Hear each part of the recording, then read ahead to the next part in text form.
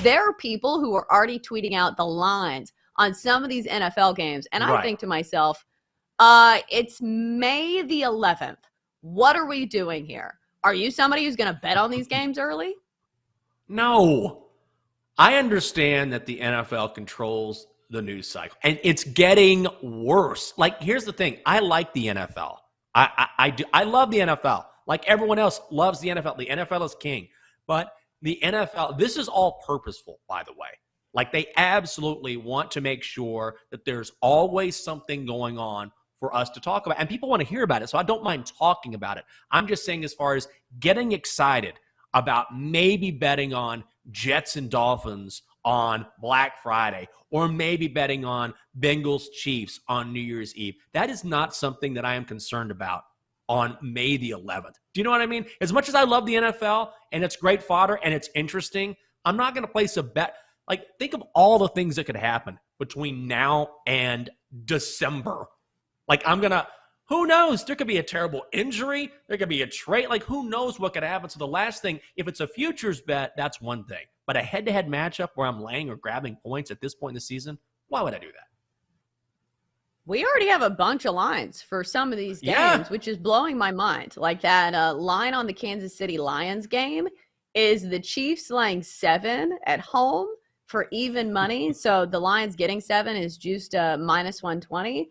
And then that one that the other one you referenced, the Chiefs and Bengals New Year's Eve game, I think that one's going to be interesting. We've got the Chiefs laying 3.5. I think we know more of the pieces in that one just because at least we know the quarterbacks. But here's the thing, we don't. There is a chance that either of these quarterbacks could get injured. And I know some people are arguing, well, you can get it now and like beat the closing line or whatever. Yeah, or you could be completely on the other end of the spectrum and somebody gets hurt and you're caught with the worst number available. So I'm not going to come here and advocate taking some of these lines this early in the season. I don't think it's a smart move. We talk about it on the show where you can bet early, and sometimes it is a smart move, but not this early. No, way too early.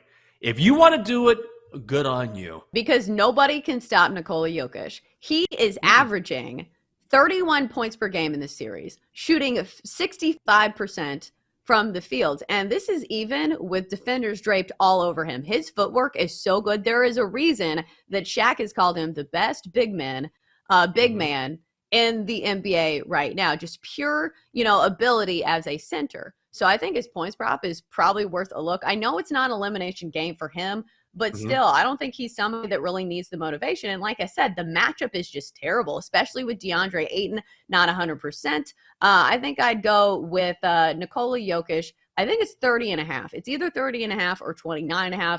That's where I'd go in this one. So, I really like Jokic.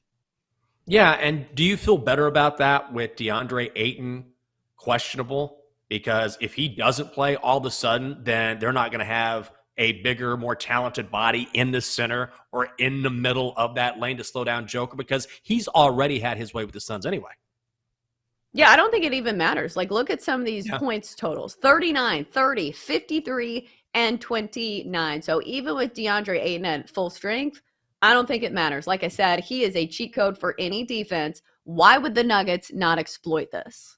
I mean, God, the trends sort of point in that direction. Celtics are 7-3 against the number in their last 10 meetings with the Sixers overall. They're 4-1 against the number in their last 5 meetings in Philly. I feel like based on what we saw in Game 5 that the Celtics have to shoot better. They shot 40% from the field and shot at a clip of 32% from long range in Game 5. The Celtics are better than that. They have to be better than that. And conversely, the Sixers shot 50% from the field in Game 5. So that was, I hope, an anomaly where the Celtics were down like 21 in the fourth quarter. They were booed out of TD Garden by Celtics fans. They looked awful. Al Horford went 0 for 7, had 0 points. Now, I don't expect Al Horford to light up the gym, but my God, they have to get more contributions from the guys on their roster, and they are deeper than the Sixers. I just feel like with Philly that I don't want to say smoke and mirrors. That's exaggerating, but it's taken a couple of heroic efforts from James Harden and the Celtics having a terrible shooting game for the Sixers to have this advantage, and I think it goes away tonight. I think Boston comes out, they win this game, and they send it back to Boston.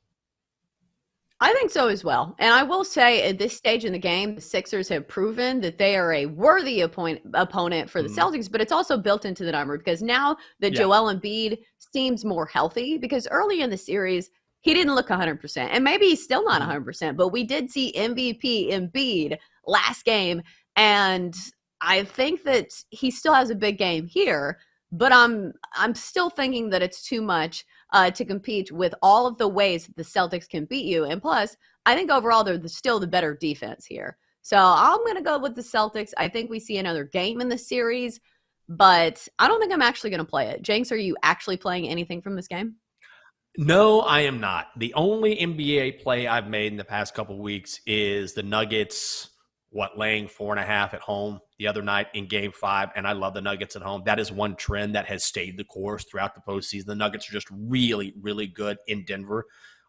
Would you look at a total here? I would go way against the money. This total keeps dropping. It's gone from 214 and a hook. I would be on the opposite side of the money here. I like the over. The over is hit in 4 of the 5 games in this series, and if we're talking about game script and how we expect this game to go, I could clearly be on the wrong side here, but I think Boston shoots well enough for the over to hit. So I'm going to be on the opposites. I might put a sprinkle on the over here just based on my own analysis, but I'm definitely in the minority here.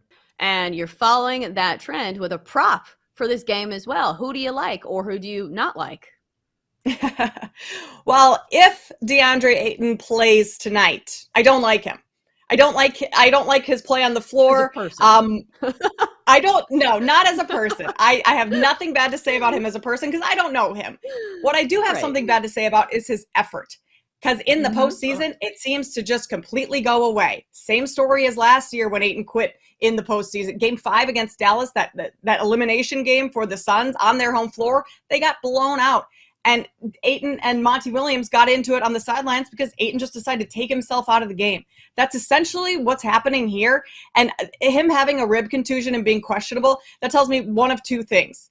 Either Monty Williams is like, hey, dude, you're not playing hard, and so you're just not playing for us tonight. Or Ayton is like, I'm not getting the touches that I want. I'm not scoring how I want, so I'm going to just take myself out of the game. Like, I have a hard time believing he actually has that much of a rib contusion that he would be not able to play in this game. I think this is more of like an off-court issue between the Suns, organization, that locker room.